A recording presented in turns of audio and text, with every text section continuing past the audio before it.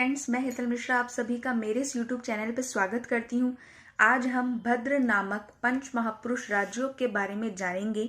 जो भद्र नामक पंच महापुरुष राजयोग है वह बुध देव से बनता है। फ्रेंड्स, मैं आपको बता चुकी हूँ जो पंच महापुरुष राजयोग होते हैं वह 5 ग्रहों के बनते हैं। पहला मंगल देव, बुध देव, बृहस्पति देव, शुक्र देव तथा शनि देव।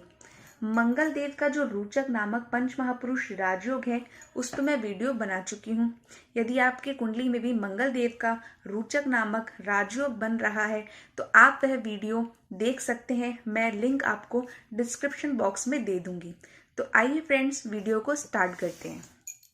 वीडियो को स्टार्ट करने से पहले यदि आप मेरे इस चैनल पर नए हैं और आपने अभी तक मेरे इस चैनल को सब्सक्राइब नहीं किया है तो प्लीज़ मेरे इस चैनल को सब्सक्राइब करें ताकि भविष्य में भी मैं आपको इस तरह की इंटरेस्टिंग वीडियोस देती रहूं। भद्र योग पंच महापुरुष योगों में से एक है। कुंडली में भद्र योग तब बनता है जब बुध देव अपनी शक्तिशाली स्थिति में होते हैं, जैसे कि अपनी उच्च राशि फ्रेंड्स, बुध देव जो है वह 6 नंबर में उच्च तथा 12 में नीच होते हैं। तो उच्च राशि यानी 6 नंबर में यदि बुध देव बैठे होंगे तो वह पंच महापुरुष राजयोग बनाएंगे।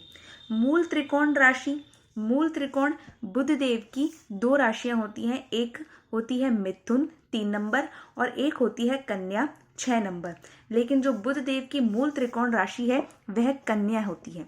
तो यदि मूल त्रिकोण राशि यानी 6 नंबर में बैठे होंगे या अपनी राशि में, तो जैसा मैंने बताया बुध देव की 2 राशियां होती है मिथुन और कन्या, तो यानी 3 या 6 किसी में भी बैठे होंगे तो वह पंच महापुरुष राजयोग बनाएंगे। यह योग अपने प्रभाव में पैदा हुए व्यक्ति में विभिन्न परिणाम और विशेषताएं सामने लाता है।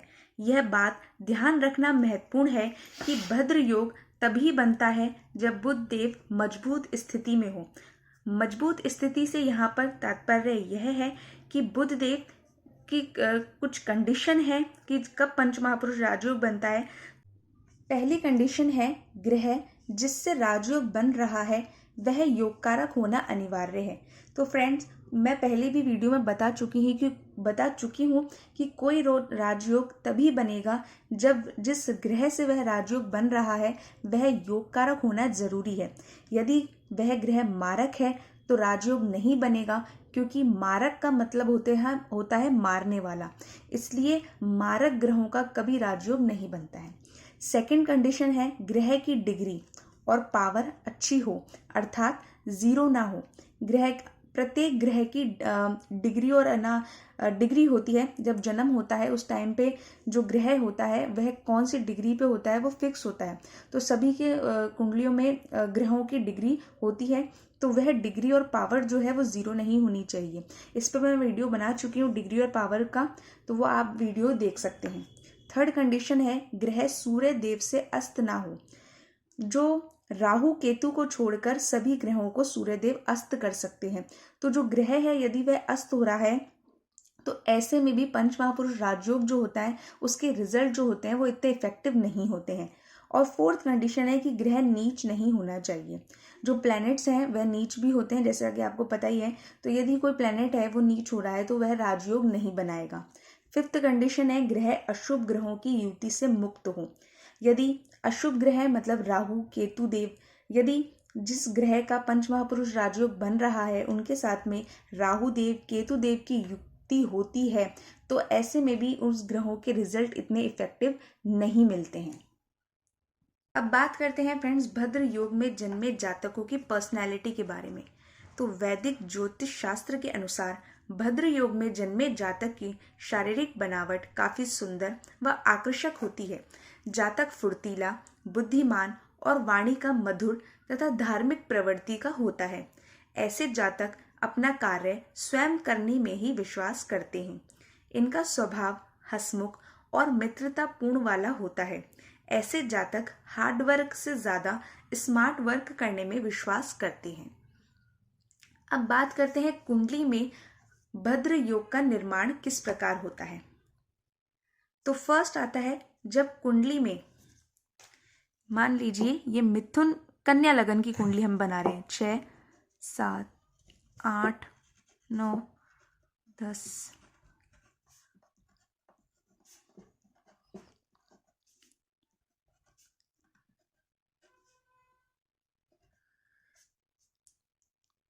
बुध देव की 2 राशियां होती हैं, जैसा कि मैं बता चुकी हूँ, पहली मिथुन और दूसरी होती है कन्या। तो यानी ये दोनों राशियां हैं जो वो बुध देव की हैं।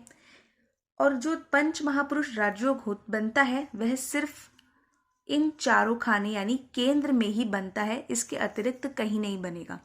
तो यदि बुध देव अपनी उच्च राशि में बैठे हों तब पंच महापुरुष राजयोग बनेगा।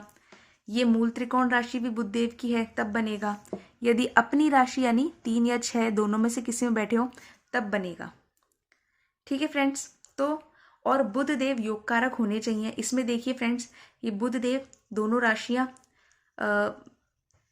पहले नियम से योग कारक है और इनकी स्थिति भी अच्छी है, इसलिए योग कारक है, इसलिए इसमें पंच महापुरुष राजयोग बनेगा। बहुत इजी कॉन्सेप्ट है, आप जैसे समझ ही पा रहे होंगे। ठीक है फ्रेंड्स, तो इस प्रकार भद्र नामक राजयोग बनेगा इस कुंडली में। अब बात करते हैं कि जब कुंडली में प्रथम भाव में भद्र नामक राजयोग बनता है तो जातक किस प्रकार का स्वभाव होता है उसका, तो इस बारे में हम जानेंगे। तो जब कुंडली में प्रथम भाव में भद्र योग बन रहा है तो जातक को स्वस्थ, व्यावसायिक सफलता, ऐश्वर्य तथा मान सम्मान आदि प्राप्त होते हैं। ऐसा जातक सफल वक्ता भी बन सकता है। उसमें विश्लेषण करने की गजब क्षमता रहती है। उसकी तार्किक शक्ति भी अद्भुत रहती है। अब बात करते हैं कि यदि कुंडली में चौथे घर में चतुर्थ भाव में भद्र राजयोग बनता है तो ऐसे में जातक की प्रवृत्ति क्या होती है, स्वभाव क्या होता है। तो यदि कुंडली में चतुर्थ भाव में, जैसे ये पहला घर, दूसरा, तीसरा, चौथा, चौथे घर में यदि चतुर्थ भाव में यदि पंच महापुरुष राजयोग बनता है तो जातक को संपत्ति, वाहन, घर, विदेश भ्रमण जैसे शुभ फल प्राप्त होते हैं। अब बात करते हैं यदि सातवें घर